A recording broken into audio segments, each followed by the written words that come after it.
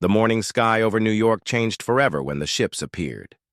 Massive vessels, each one larger than Manhattan, hung in the air like silver mountains. They cast shadows that stretched for miles across the city below. People stopped walking, stopped talking, and just stared up at the impossible sight. Hyunwoo Kim was drinking his morning coffee in the United Nations building when his assistant burst through the door. "Sir, you need to see this," she said, her voice shaking. Hyunwoo followed her to the window and nearly dropped his cup. The alien ships weren't just over New York. According to the news reports flooding in, they were positioned over every major city on Earth. Around the world, military bases went on high alert. Fighter jets scrambled into the sky, but they looked like tiny insects compared to the alien vessels. The ships didn't move, didn't attack, didn't even respond to radio signals. They just waited. Boram Lee stood in the command center of Earth's defense forces, watching dozens of screens showing the same impossible scene from different angles. Seoul, London, Moscow, Tokyo, everywhere had the same silver giants floating in their skies. "What do we know?" she asked her team. "Nothing yet," replied her communications officer. "They're not responding to any signals we send, but they're not jamming us either. It's like they're just watching." At the International Space Station, Tae-ho Park pressed his face against the observation window. The ships were even more impressive from space. Their surfaces seemed to shift and flow, like liquid metal, and they hummed with energy that made his teeth ache. As Earth's lead expert on alien life, he had spent years wondering what first contact would look like. This wasn't what he had imagined. So-Jin Choi was in her laboratory at CERN when the ships appeared. As one of the world's top quantum physicists, she immediately began scanning the vessels with every instrument she could access. The readings were incredible. The ships seemed to bend space around them, existing in multiple dimensions at once. The technology was centuries beyond anything humans had achieved.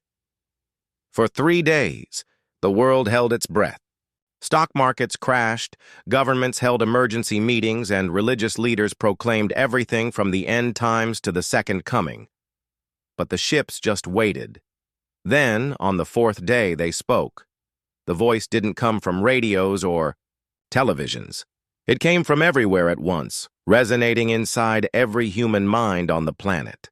It was beautiful, like music made of crystal and starlight. When it spoke, people stopped what they were doing and listened. "People of Earth," the voice said, "do not fear. We are the Valenti Collective, and we come in peace." Hyunwoo felt the words flow through him like warm honey. Despite his training as a diplomat, despite years of careful negotiations and political maneuvering, he found himself wanting to trust this voice completely. "We have watched your species for many cycles," the voice continued. "You have shown great promise, but your world faces dangers you do not yet understand. We offer you our protection." The message lasted only a few minutes, but it changed everything. The aliens, the Valenti, requested a meeting with Earth's leaders. They would send a representative to the United Nations building in New York. They promised to answer questions and explain their offer of protection. Governments around the world scrambled to respond. Some wanted to attack immediately, fearing invasion.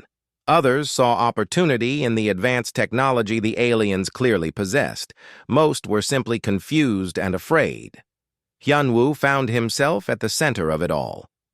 As Secretary General of the United Nations, he would be humanity's primary voice in these negotiations. The weight of the entire species rested on his shoulders. The Valenti representative arrived exactly when they said it would. The being that emerged from a small shuttle was unlike anything humans had ever seen. It stood nearly 8 feet tall, with skin that looked like polished crystal. Its features were elegant and symmetrical, and when it moved, it seemed to flow rather than walk. Most striking were its eyes. They looked like tiny galaxies, swirling with stars and nebulae. "I am Ambassador Veltar," it said, its voice creating harmonics that made the air itself sing. I speak for the collective in this matter. The first formal meeting took place in the main assembly hall of the United Nations. Representatives from every nation on Earth were present, along with humanity's top scientists and military leaders. Tejo sat in the front row, taking detailed notes on everything he observed about the aliens' biology and behavior. Ambassador Veltar stood before the assembly with perfect posture, its crystalline skin reflecting the lights in patterns that seemed almost hypnotic. When it spoke, its voice filled the vast hall effortlessly. Your species has reached a critical point in its development, Veltar said. You have learned to split the atom, to reach beyond your world, to communicate across vast distances. But with this knowledge comes danger. Forces exist in this galaxy that seek to destroy or corrupt young civilizations like yours. Murmurs rippled through the assembly. Hyun-woo leaned forward in his seat. What kind of forces? He asked. Cosmic predators, Veltar replied. Beings that feed on the energy of developing worlds. Pirates who enslave entire species. Ancient evils that corrupt everything they touch. The galaxy is not the peaceful place your fiction depicts. Boram. Lee stood up from her seat. And you offer to protect us from these threats?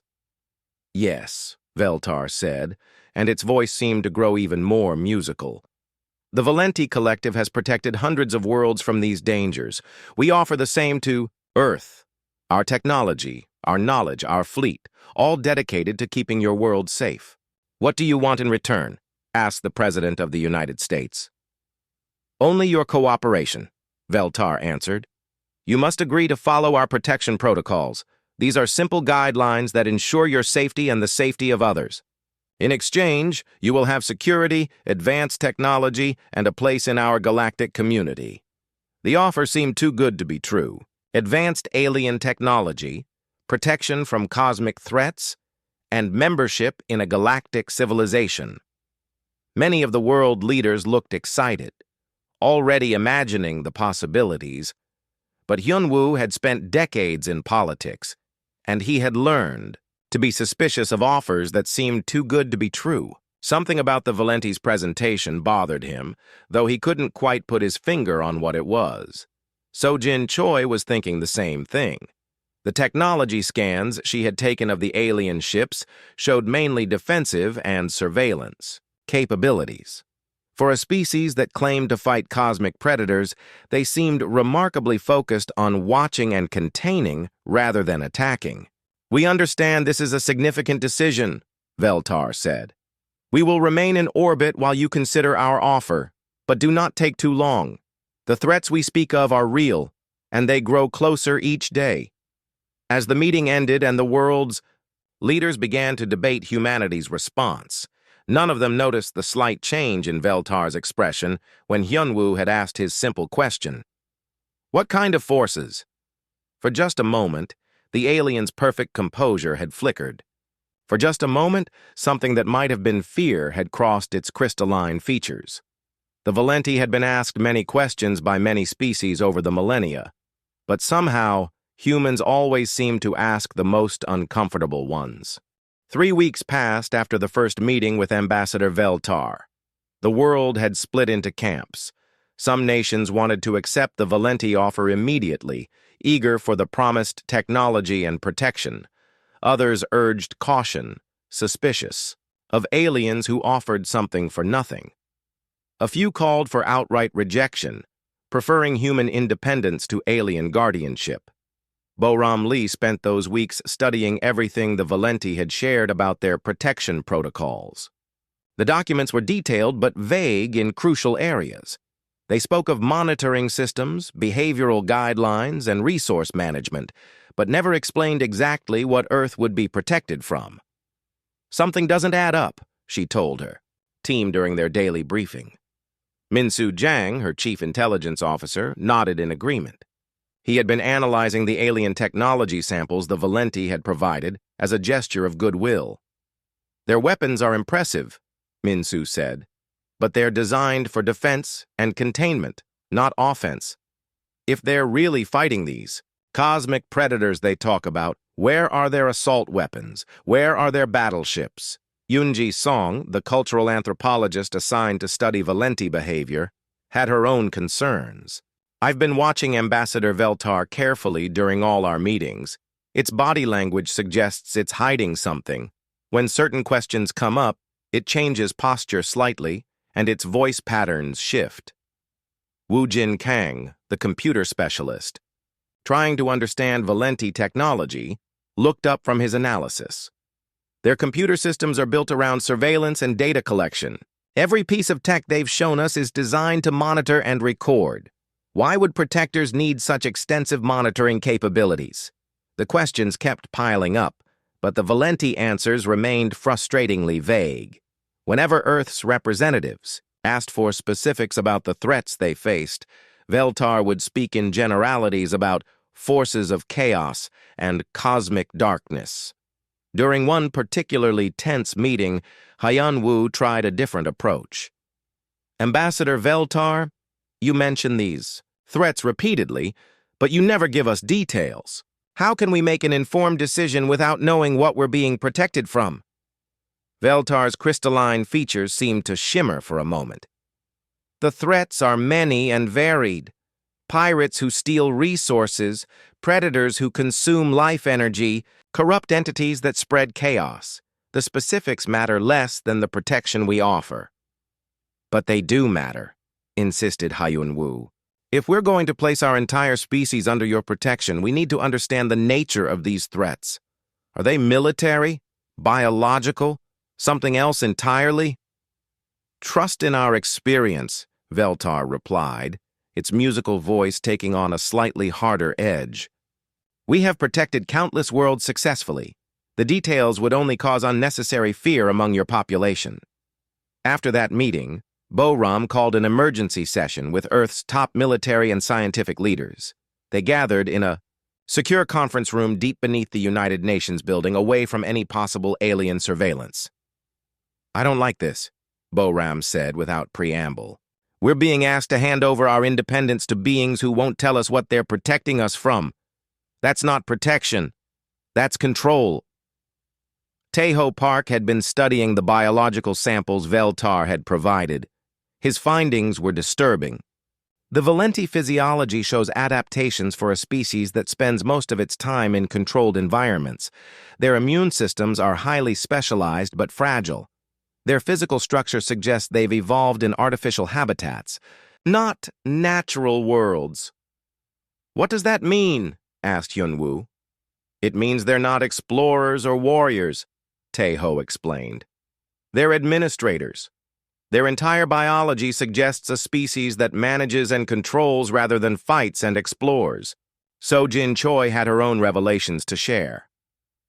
I've been analyzing the energy signatures from their ships. The power systems are designed for long-term stationary operation, not mobile warfare. These aren't battleships. They're monitoring stations. Hae-Won Yu, the military communications expert, added her observations. I've been tracking their communication patterns. They're not just talking to us. They're sending constant data streams somewhere else in the galaxy. Everything they learn about us is being transmitted to their superiors. The evidence was mounting, but it was all circumstantial. They needed something concrete, something that would prove their suspicions were correct. That's when Bo-Ram asked the question that changed everything. We're thinking about this wrong, she said, standing up and pacing around the room. We keep asking what these cosmic threats are, but that's not the right question. The Valenti keep talking about protecting us from forces that want to destroy or corrupt young civilizations. But what if the real question is simpler? She stopped pacing and looked around the room at the assembled leaders and scientists. What if the question we should be asking is, from whom exactly are they protecting us? The room fell silent. The simple rephrasing of the question cast everything in a new light. Instead of asking about abstract cosmic threats, Bo-Ram was asking about specific enemies. Enemies that the Valenti seemed very reluctant to name. You think the threats are real beings? Asked Hyun-Woo. I think the threats are real. But maybe not what we've been told, Boram replied. What if the forces they're protecting us from are actually the good guys? Min Su Jiang was already thinking along the same lines. What if these cosmic predators and forces of chaos are actually other species trying to free worlds from Valenti? Control. The implications were staggering.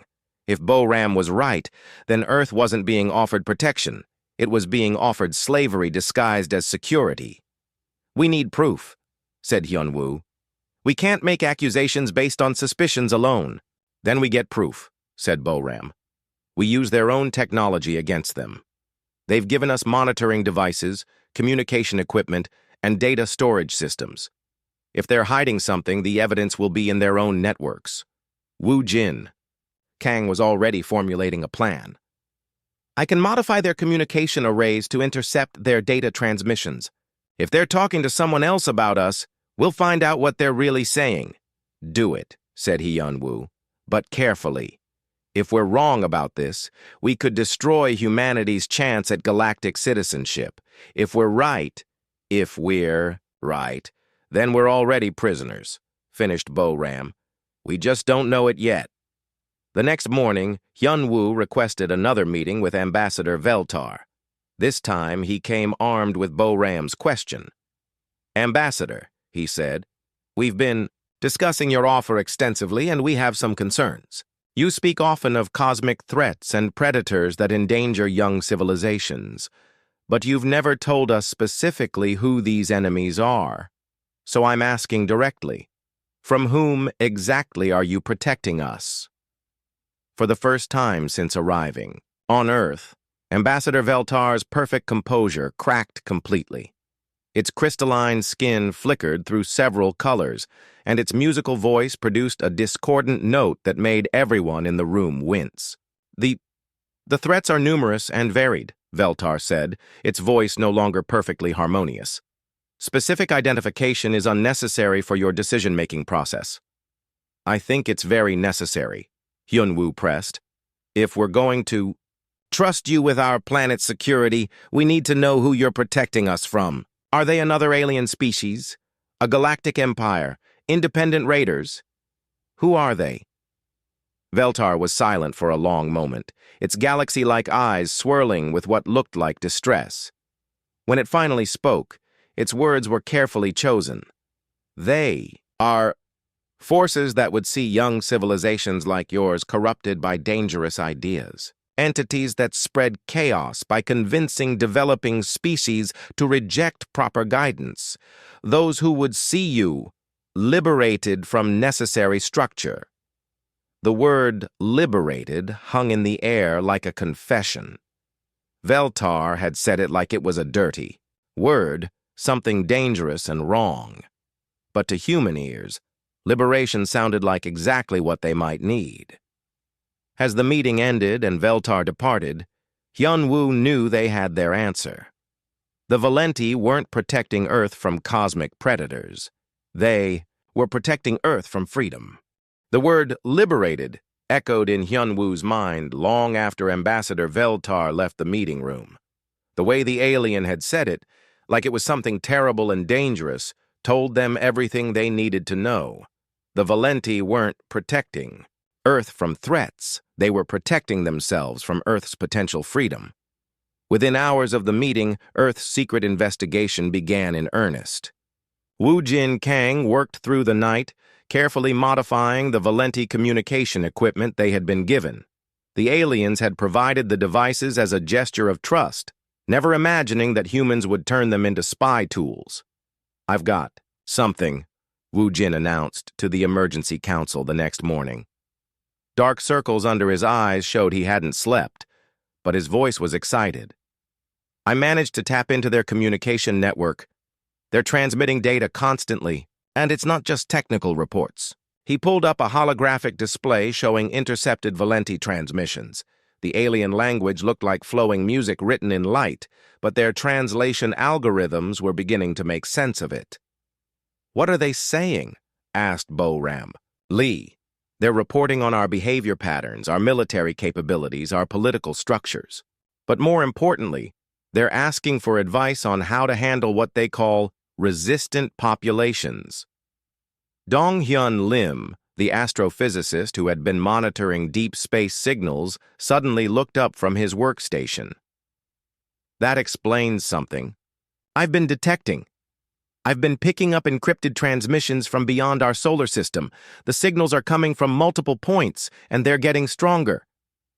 Ji Hae-an, their best cryptographer, had been working on breaking the encryption of these mysterious signals.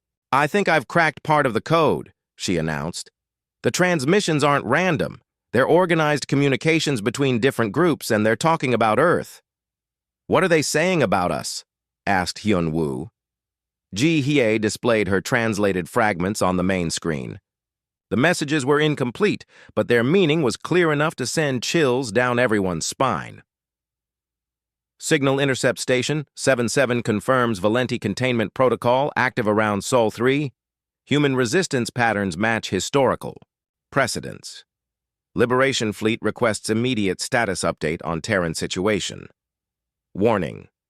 Human species shows exceptional strategic thinking capabilities. Liberation Fleet? Bo-ram said, her voice sharp with interest.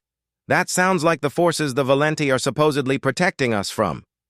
Seok-jin Nam, a special forces operative who had been conducting covert surveillance on the Valenti landing sites, reported his findings. I've been watching their ground operations. They're not just monitoring us. They're setting up permanent installations, hidden facilities that look suspiciously like control centers. Yoo-jin Bai, the systems engineer who had been reverse engineering Valenti technology, had made his own disturbing discoveries. Their technology is sophisticated, but it's all designed for one purpose: control. Every device they've given us has hidden monitoring capabilities. Every system they've installed has remote shutdown switches. The evidence was mounting rapidly. The Valenti weren't preparing to protect Earth. They were preparing to control it. We need to make contact with this Liberation Fleet, said Hyun-woo. If they're really fighting against Valenti control, then they might be our only hope. Dong-hyun worked with Ji Hae to trace the source of the strongest signals. I've located what appears to be the main transmission point, he reported. It's approximately 47 light-years away, in the direction of the constellation Draco. Can we send a message? Asked Bo-ram. We can try, said Ji Hae, but we'll need to be careful. If the Valenti detect our transmission, they'll know. We're on to them. The team worked for 3 days to prepare their message. It had to be subtle enough to avoid Valenti detection, but clear enough to communicate Earth's situation to the mysterious Liberation Fleet. Finally, they were ready. Using a combination of modified Valenti equipment and Earth's most powerful radio telescopes, they broadcast their carefully crafted message into the depths of space. The message was simple. Earth seeks truth about Valenti protection. We question their motives. Are you the ones they protect us from? Can you help? They had to wait nearly 2 weeks for a response. When it came, it arrived not as a radio signal, but as a direct communication beam that bypassed all Valenti monitoring systems. The voice that spoke was clearly alien, but unlike the musical tones of the Valenti, this voice was warm and somehow reassuring. People of Earth, we are the Liberation Fleet. We represent 47 species that have broken free from Valenti control. We have been waiting and hoping that your species would ask the right questions. The message continued with information that confirmed their worst fears and their greatest hopes. The Valenti Collective is not what they claim to be. They are the remnants of an ancient empire that once ruled much of this galaxy through a system they call benevolent protection. They do not conquer worlds through warfare. They conquer them through kindness and false security. Chang-min, who had been organizing underground resistance networks in case the worst happened, listened intently as the Liberation Fleet explained the Valenti system. They identify developing civilizations and offer protection from fabricated or exaggerated threats. Once a species accepts their guardianship, they are slowly and systematically isolated from the rest of the galaxy. Advanced technology is provided, but only technology that increases dependence on Valenti systems. Su Bin Han, a pilot who had been training for possible space combat, asked the question everyone was thinking. How do we fight them? The Liberation Fleet's response was both encouraging and sobering. The Valenti are powerful, but they have a fatal weakness. They have become so accustomed to controlling compliant species that they struggle to adapt when faced with true resistance. Your species has already shown the key trait needed for freedom. You ask uncomfortable questions. Jae-sung Ryu and a engineer who had been secretly developing weapons systems using human technology was eager to know more about the Liberation Fleet's capabilities. We cannot liberate you, the aliens continued. Liberation must come from within. But we can provide information, and when you are ready to break free, we can offer support. We have been monitoring the Valenti presence around your world, and we know they are preparing to implement full control protocols soon. Mi Kyung-go, their communications specialist, asked about the timeline.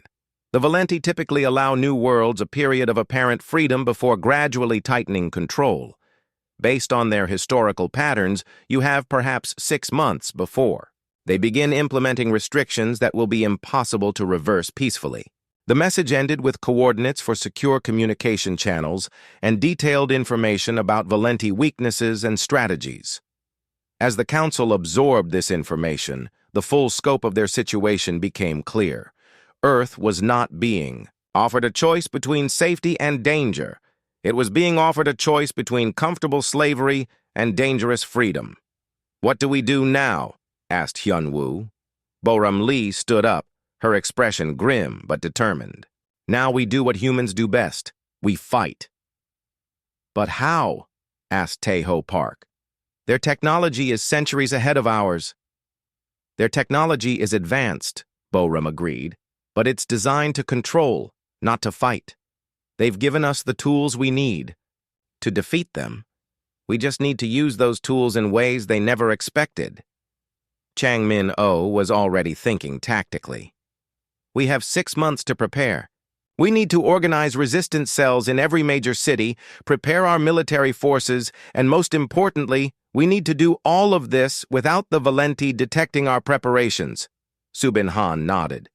And we need to prepare for the possibility that they'll try to implement their control protocols early if they suspect we're on to them. Hyun-woo looked around the room at the assembled leaders, scientists, and military officers. The weight of humanity's future rested on their decisions. Then we have work to do, he said. The Valenti offered us protection, and we asked the right question. Now we know who they're really protecting us from. Ourselves, our own freedom, our own independence, our own right to choose our own path among the stars. As the meeting ended and the participants dispersed to begin their preparations, none of them noticed the small Valenti monitoring device hidden in the conference room's ventilation system. The device had been installed weeks ago when the aliens first arrived. But thanks to Woo Jin's modifications to their technology, the device was no longer reporting to the Valenti. It was reporting to the human resistance. The war for Earth's freedom was about to begin, and humanity had just gained its first advantage, the element of surprise.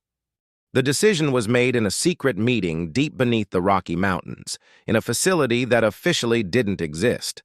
Representatives from every major nation on Earth gathered to hear the evidence and make the choice that would determine humanity's future.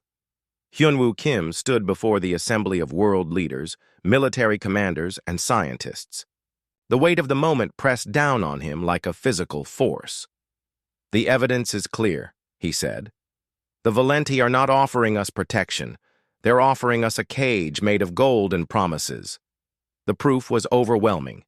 Intercepted communications, decoded messages from the Liberation Fleet, and analysis of Valenti technology all pointed to the same conclusion. Earth was being prepared for systematic control, not protection. The question before us is simple, Hyun-woo continued. Do we accept comfortable slavery, or do we fight for dangerous freedom? The debate that followed was intense but brief. Some argued for accepting Valenti rule, believing that humanity wasn't ready for galactic independence. Others demanded immediate military action. But in the end, the vote was unanimous. Humanity would fight. Bo-Ram Lee took control of the military preparations. Over the past months, she had been secretly coordinating with resistance leaders around the world. Changmino had established networks of underground fighters in every major city. Su Bin Han had been training pilots for a space conflict most people didn't know was coming. The Liberation Fleet was right about Valenti weaknesses, Bo-Ram explained to her commanders. They're used to dealing with compliant species. They expect their subjects to follow orders and ask permission. They don't expect rebellion. Jae-Sung Ryu had been working frantically to develop weapons that could challenge Valenti technology. We can't match their advanced systems, he admitted, but we don't need to. We just need to turn their own technology against them. The key insight had come from Eugene Bei's analysis of Valenti systems. Every piece of alien technology was connected to their central network. It was designed for efficiency and control. But that same connectivity could be used as a weapon. We're going to give them a virus, Wu Jin Kang explained to the assembled leaders. Not a computer virus, but something much more dangerous to them. The virus of human unpredictability. The plan was audacious in its simplicity. Instead of trying to destroy Valenti technology, they would corrupt it. Instead of fighting the aliens' strengths, they would exploit their greatest weakness. Their inability to understand human nature. Su Bin Han led the first phase of the operation. Using modified shuttles and fighters, her squadron would appear to conduct routine military exercises. But hidden within their flight patterns would be coded signals to human resistance cells around the world. At precisely 1400 hours Greenwich Mean Time, the rebellion began. Changmin-O's resistance fighters struck simultaneously across the globe. But instead of attacking Valenti installations directly, they did something the aliens couldn't comprehend. They began asking questions. In New York, London, Moscow, Beijing, and 100 other cities, human protesters gathered around Valenti facilities. They carried signs with simple messages. From whom are you protecting us? And what are you hiding? And we want the truth. The Valenti response was predictable. Ambassador Veltar appeared on every major news network, its crystalline features radiating calm authority. "Do not be deceived by these troublemakers," it said in its musical voice. "They seek to endanger your world by questioning necessary protections. Trust in the wisdom of the collective." But something had changed in how humans heard that voice. The hypnotic quality that had once made Veltar's words seem irresistible now sounded manipulative and false. Knowledge of the truth had broken the spell. In Sung Choi coordinated the ground resistance from his command center in Seoul. "Phase 1 is complete," he reported. "The Valenti are confused by our actions. They expected military resistance, not public protest." The second phase began when Yeji Moon activated the virus Wu Jin had developed. Hidden in every piece of Valenti technology they had modified was a simple program that would spread through the alien network like digital wildfire. The virus didn't destroy anything. Instead, it did something far more dangerous to a species that valued control above all else. It introduced chaos. Valenti monitoring systems began reporting conflicting data.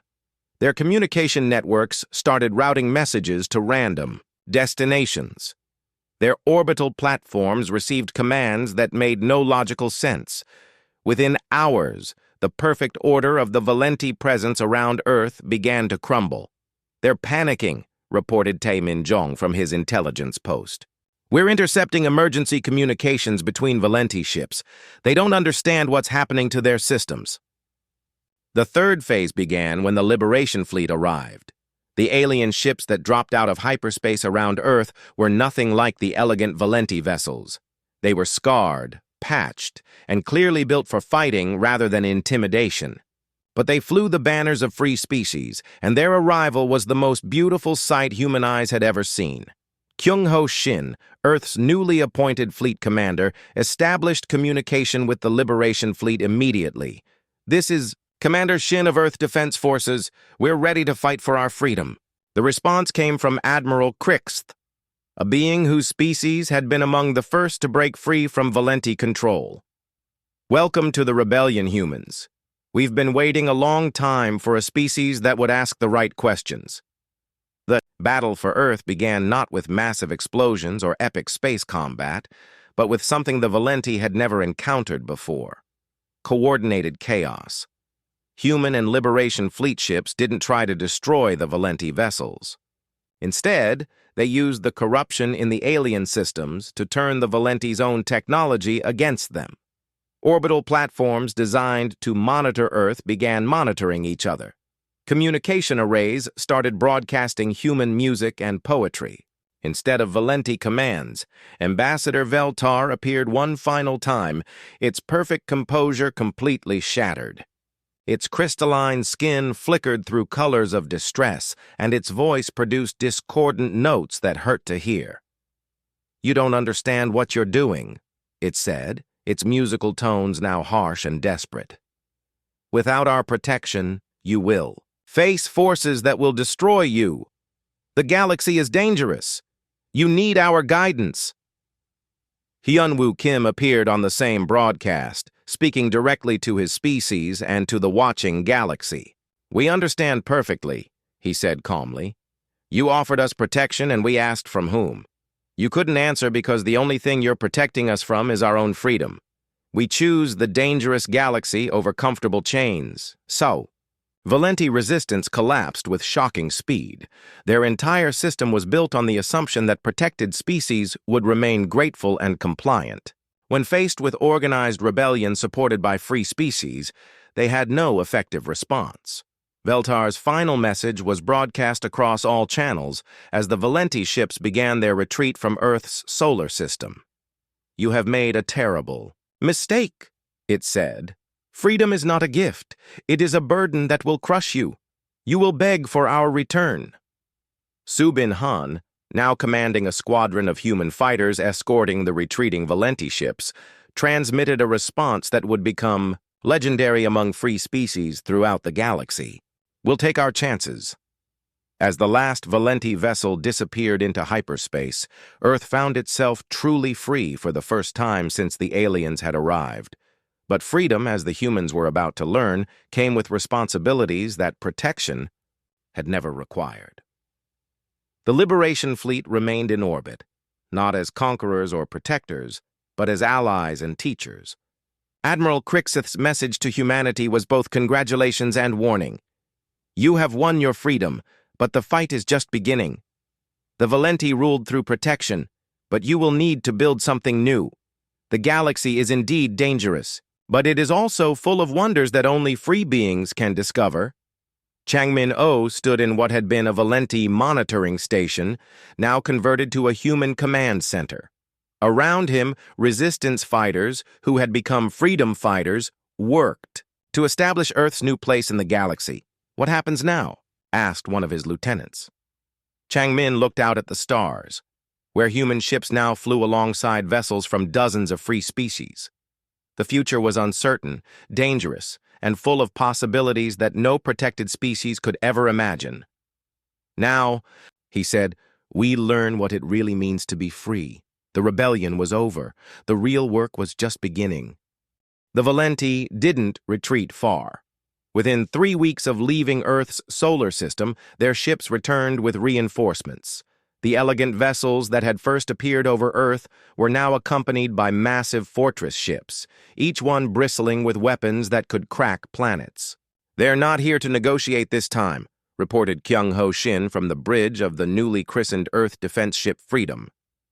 The vessel was a hybrid of human engineering and Liberation Fleet technology, built in record time in orbital shipyards that had once been Valenti monitoring stations. Admiral Krixth's voice crackled over the communication system from his own ship, the battle-scarred Unshackled. "The Valenti have never lost a protected world before. Their entire empire depends on the myth that their protection is necessary and their control is absolute. If other species see that Earth successfully rejected them, it could trigger rebellions across the galaxy. In Sung Choi coordinated Earth's defenses from the underground command center beneath Geneva. The facility had been expanded and reinforced using salvaged Valenti technology, turning their own materials against them. "We're tracking over 200 Valenti ships," he reported. "They're not just trying to retake Earth. They're planning to make an example of us." The Valenti fleet took position around Earth, but they didn't attack immediately. Instead, Ambassador Ray Veltar transmitted a message to every human communication device on the planet. "People of Earth, you have been deceived by criminals and terrorists. The forces you call the Liberation Fleet are chaos bringers who destroy the peace we have maintained for millennia. Surrender now, and your punishment will be minimal.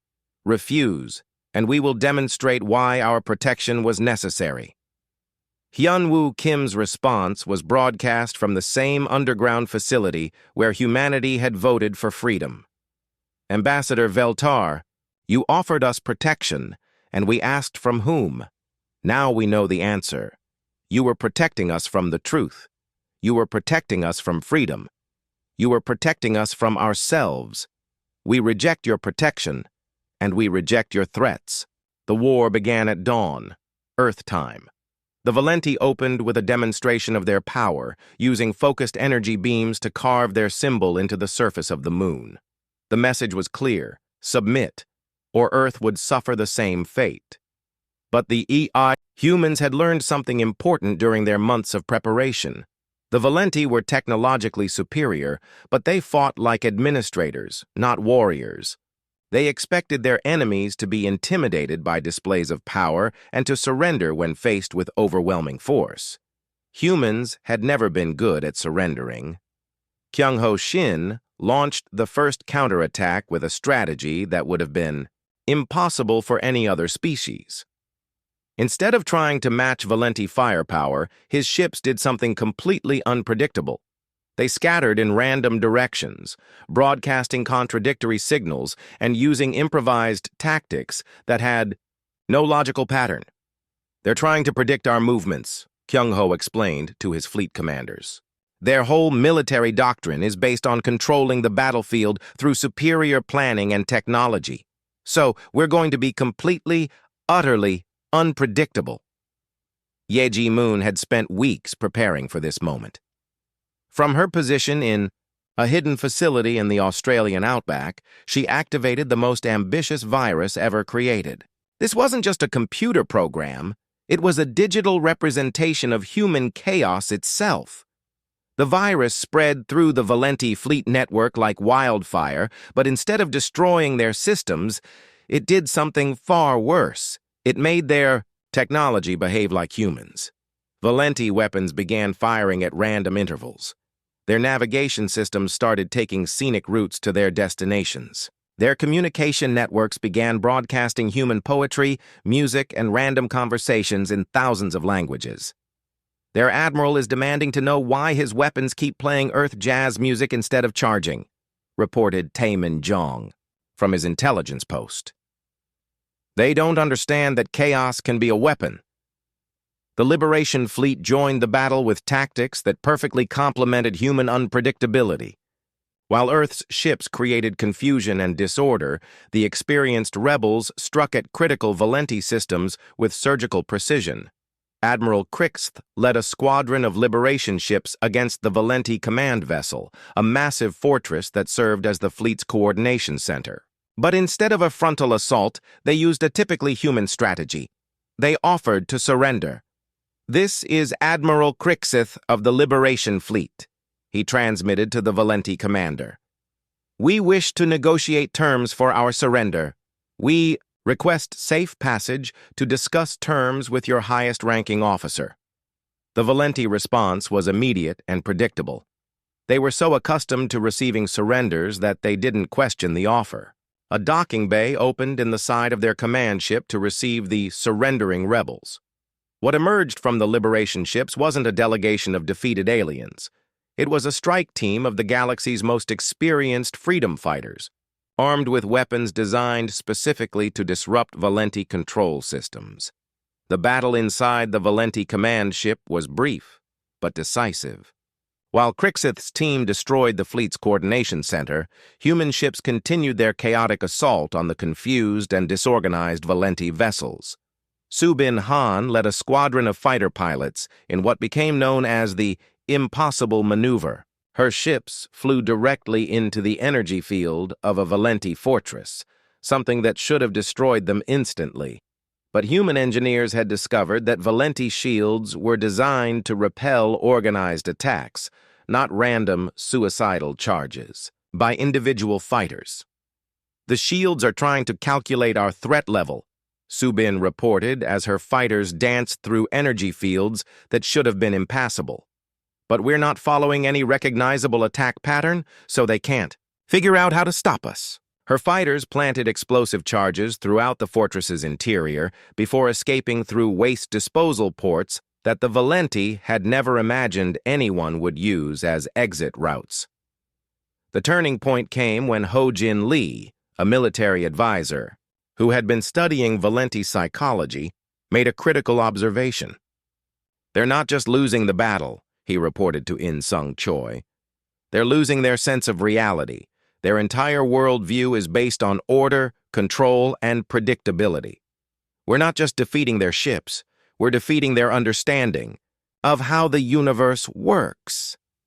The proof came when several Valenti ships began firing on each other, their corrupted systems unable to distinguish between friend and foe in the chaos of battle. Others simply stopped fighting altogether, their crews apparently paralyzed by the impossibility of their situation. Ambassador Veld Tar made one final transmission as the Valenti fleet began its retreat. "This is not victory," it said, its voice now completely devoid of its former musical quality. "This is madness. You have embraced chaos over order, uncertainty over security. You will regret this choice when the true dangers of the galaxy find you." Kyung-Ho Shin's response was broadcast to the entire fleet, human and alien alike. "Maybe. We will regret it. Maybe the galaxy is dangerous. Maybe freedom is harder than protection. But we'd rather face unknown dangers as free beings than live in safety as pets." As the last Valenti ship disappeared into hyperspace, Earth found itself in control of its own solar system for the first time in months. But the victory had costs that were only beginning to be understood. The Valenti retreat had been too easy, too complete. Intelligence reports from the Liberation Fleet suggested that other protected worlds were watching Earth's rebellion with growing interest. Some were already beginning to ask the same dangerous questions that had led to humanity's freedom. "We've won a battle," Admiral Crixith warned in his final communication, before the Liberation Fleet departed to support other rebellions. "But the war for galactic freedom is just beginning. The Valenti Empire is built on thousands of protected worlds. If enough of them follow Earth's example." Jin Young Seo, the cultural ambassador who had been studying the broader implications of their victory, completed the thought. "Then we're not just fighting for Earth's freedom anymore. We're fighting for the freedom of the entire galaxy." The humans looked up at the stars with new understanding. They had asked a simple question and triggered a galactic revolution. The Ka. Valenti had offered them protection, and they had asked from whom. Now they knew the answer, and they knew the price of asking it. The war was far from over. In fact, it was just beginning. 2 years after Earth's rebellion, the galaxy was burning. Not with the fires of destruction, but with the flames of freedom spreading from world to world like a wildfire that no force could contain. The simple question humans had asked, "From whom are you protecting us?" had become the rallying cry of a revolution that spanned hundreds of star systems. Species that had lived under Valenti protection for centuries were suddenly asking uncomfortable questions about their benevolent guardians. Sung Hwan Park stood in the newly constructed Freedom Station, a massive orbital facility that served as headquarters for what was now called the Free Galaxy Alliance. Through the viewing ports, he could see ships from dozens of liberated worlds, each one telling a story of species that had chosen dangerous freedom over comfortable slavery.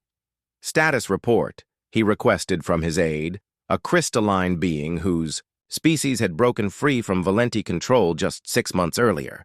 47 worlds have declared independence from the Valenti Collective, the aide reported. 12 more are in active rebellion. The Valenti are pulling back from frontier regions to defend their core territories.